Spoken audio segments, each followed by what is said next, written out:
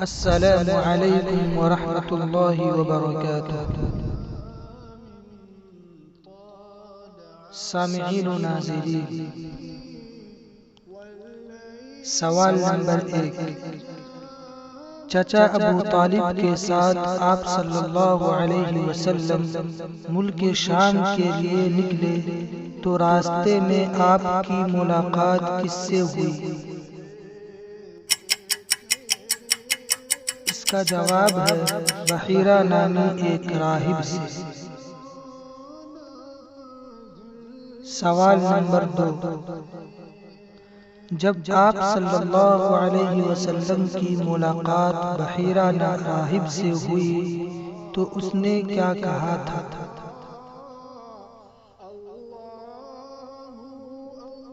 جواب: بحیرہ راہب نے آپ کا ہاتھ پکڑ کر کہا، یہ سید العالمین ہیں اور اللہ انہیں رحمت للعالمین بنا کر بھیجے گا۔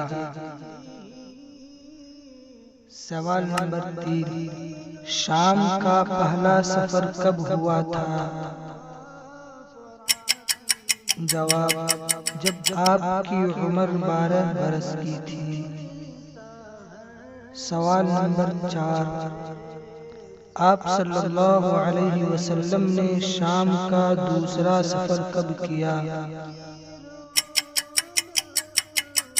اس کا جواب ہے جب آپ کی عمر 25 سال کی ہوئی۔ سوال نمبر 5۔